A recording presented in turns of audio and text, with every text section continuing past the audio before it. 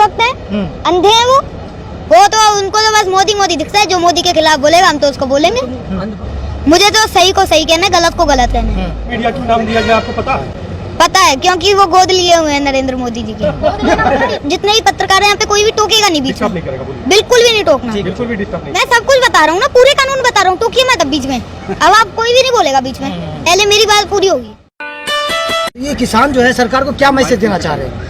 ये देना चाह रहे हैं कि आप अगर संसद में सही फैसले नहीं करोगे तो किसानों को अपनी संसद खोलनी पड़ेगी। तो किसान संसद तो खोल चुके हैं, स्पीकर भी बैठा चुके हाँ हैं, जी। तो क्या जो दूसरा स्पीकर बैठे हुए हैं क्या उनको सुन रहे हैं? क्या वो किसान की बात मानेंगे आने वाले वक्त में? जरूर मानेंगे, इनको मानना पड़ेगा।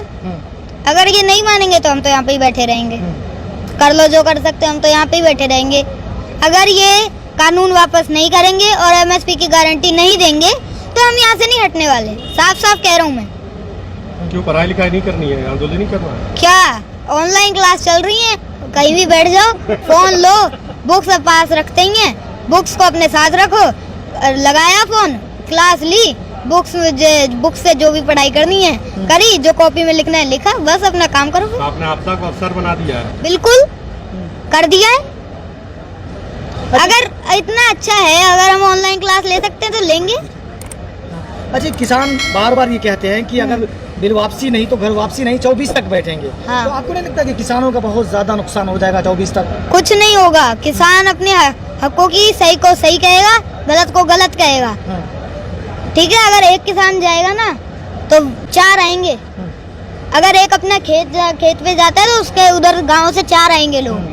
आप अभी से जुड़ चुके हैं, मतलब आप छोटे हैं, जैसे बचपन लोग बोलते हैं, लेकिन कुछ लोग कहते हैं कि जो यहाँ लोग बैठे हुए हैं, इन लोगों को जो कांग्रेस है और दूसरी पार्टी है वो फंडिंग कर रही है। हाँ। तो इसमें आपका क्या सोचते हैं इस बात को लेकर? देखिए, फंडिंग देखिए कुछ नहीं है। अगर वो यहाँ पे आके देखें, मुझे एक वीडियो दिखा दे जहाँ पे फंड ले रहे हो, जहाँ पे पैसा ले रहे हो किसान, कांग्रेस से कोई और पार्टी से, मुझे वीडियो दिखा दो।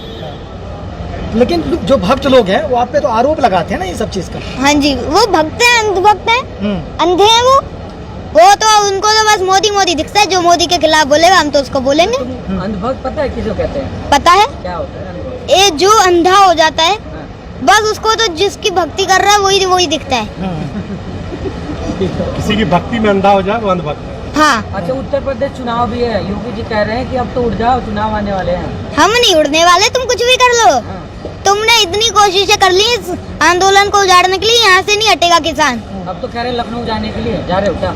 जाएंगे। वो राकेश टिकैत जी होके भी आ गए और वहाँ पर भी एक लगेगा हमारा, वहाँ पर भी आंदोलन स्थल होगा एक, वहाँ पर भी अच्छा रहेगा। उधर भी एक, जैसे ये गाजीपुर बॉर्डर है, वहाँ पर भी ऐसे एक या सारे बॉर्डर जैसे हैं वैसे लगाया जाएगा। अच्छा, राकेश टिकैत जी कहते हैं कि दवाई डोज देनी पड़ेगी। हाँ। तो किस तरह का डोज देने वाले हैं उत्तर प्रदेश में? डोज तो देखिए, जो चुनावों में इनको पता लगेगा, जब चुनाव के रिजल्ट आएंगे ना तो सबको पता लग जाएगा कि हमारी क्या डोज थी। अच्छा, गोदी मीडिया जो बोलते हैं लोग, गोदी मीडिया, वो आपके बारे में जो दिखा रहे हैं तो आपको कैसा लगता है? मुझे देखिए, किसी दुनिया की बातों से मुझे कोई फर्क नहीं पड़ता। मुझे तो सही को सही कहना है, गलत को गलत कहना है। चाहे कोई भी कुछ भी कहे, मुझे कोई फर्क नहीं पड़ता। मोदी मीडिया क्यों नाम दिया गया आपको पता है? पता है, क्योंकि वो गोद लिए हुए हैं नरेंद्र मोदी जी के। जो गोद लेता है उसको वो ही सारा कुछ संभालता है। तो फिर ऐसा नहीं कहा जा सकता जैसे कि सारे किसानों को राकेश टिकैत जी ने गोद ले लिया है? देखिए, राकेश टिकैत जी भी एक किसान है और ये सारे किसान नेता हैं, जितने भी यहाँ पे किसान है ना, सारे किसान नेता हैं, इसलिए ऐसे ना कहा जाए। वो भी हमारे साथ है, वो भी अपने बस हकों की लड़ाई लड़ रहे हैं। बस वो है कि थोड़ा दौरे करते हैं, जगहों पे जाते हैं। और मैं अपने पिताश्री डॉक्टर नरेंद्र सिंह चौधरी के साथ 1 लाख किलोमीटर चला, हमने यात्रा करी, मैंने आपको इंटरव्यू में बताया हुआ है। और साथ जो जितने भी देख रहे हैं उनको पता भी है। अच्छा, यहाँ 90 साल के बूढ़े आ गए, 100 साल के भी हैं, जवान भी है, और आप छोटे हैं, तो क्या आपकी टुकड़ी भी आने वाली है? क्या आप छोटे छोटे हैं? बिल्कुल, अब एक जो पीढ़ी आएगी उसको भी पता लग जाएगा कि क्या सही है क्या गलत है, और एक टीम होगी बच्चों की तैयार हो। अच्छा, एक मुझसे डिस्कस कर रहे थे कि वो 12 साल का, जो 8 साल का बच्चा है, उनको एमएसपी और कानून के बारे में क्या पता, जो वहाँ जाके इंटरव्यू दे रहे हैं, बात कर रहे हैं? ठीक है, मुझे सब पता है, मैं अभी बताता हूँ आपको। हाँ। देखिए, जो सबसे पहला कानून है वो मंडी को लेकर है, और जो दूसरा कानून है स्टोरेज को लेकर है, और जो तीसरा कानून है वो कॉन्ट्रैक्ट फार्मिंग को लेकर है। ठीक है, अब मैं कानून बताऊंगा। किसान नहीं, किसान का बच्चा बताए। हाँ तो क्या हो गया, मैं भी एक किसान हूँ ना, हाँ, तो बता रहा हूँ, मैं अभी बता रहा हूँ। पर बीच में कोई भी, जितने भी पत्रकार हैं यहाँ पे, कोई भी टोकेगा नहीं बीच डिस्टर्ब में, नहीं करेगा, बोलिए। बिल्कुल भी नहीं टोकना, बिल्कुल भी डिस्टर्ब नहीं करेगा। ठीक है। देखिए अभी मैंने आपको सारे कानून गिना दिए, अब इनके पॉइंट गिना देता हूँ, ठीक है। सबसे पहला कानून था मंडी को लेकर। अब देखिए इन्होंने कहा है ऑल ओवर इंडिया में तुम अपनी फसल कहीं भी बेच सकते हो जहाँ पे अच्छी रेट मिले, ठीक है। इसलिए अब ये वो किसान जो है वो पहले, सबसे पहले गाड़ी करेगा किराए पे, फिर रास्ते में उसको डीजल देगा, डीजल भरवाएगा, उसका खर्चा, फिर रास्ते में टोल देगा, ठीक है। और उसका इतना तो खर्चा हो जाएगा जितना उसका प्रॉफिट नहीं होगा। इसलिए चाहिए कि पास की मंडी मजबूत करी जाए और एमएसपी की गारंटी दी जाए, जिससे अच्छे सही रेट मिलेंगे, जो तय रेट है उस पे मिलेगा। और अगर देखिए जो वो बेचारा, उसको शहर का रास्ता अच्छे से पता नहीं होता, वो कहाँ घूमता फिरेगा कि कहाँ पे अच्छी रेट मिल रही है।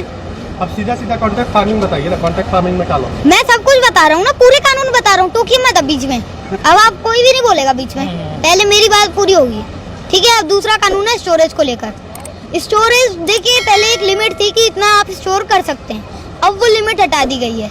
अब कहते हैं कि आप जितना मर्जी जाए स्टोर कर सकते हैं। ना आपके पास इतना पैसा है, ना मेरे पास है, ना आम आदमी के पास इतना पैसा है कि वो पूरा सारी फसल स्टोर कर ले। तो ये किसके पास है इतना पैसा? बड़े बड़े उद्योगपतियों के पास। वो जब सारे गोदामों में स्टोर कर लेंगे, वो जब चाहेंगे उसको खोलेंगे, जब चाहे बंद करेंगे, फिर भूख की बोली लगेगी।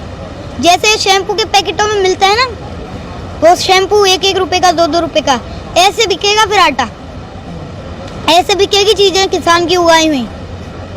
अब देखिए, अब मैं कॉन्ट्रैक्ट फार्मिंग का बताता हूँ।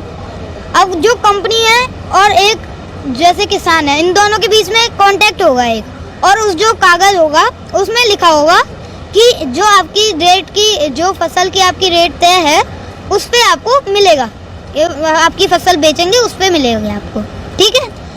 अब जो किसान कॉन्ट्रैक्ट फार्मिंग नहीं करना चाहता, ठीक है, या तो फिर वो मंडी में भटकता रहेगा कि भाई मुझे कहीं रेट चाहिए मुझे अच्छी, ठीक है, तो उसको जबरदस्ती फिर कॉन्ट्रैक्ट फार्मिंग करनी पड़ेगी। अब जिसको नहीं चाहिए कॉन्ट्रैक्ट फार्मिंग, तो इसलिए जो एमएसपी की गारंटी है वो मिलनी चाहिए, जिससे अगर वो मंडी में बेचने जाएगा तो फिर उसको आसानी होगी, उसको भी पता लग जाएगा, वो भी सहमत रहेगा, वो भी खुश रहेगा कि मुझे मेरी फसल की रेट तय मिलेगी।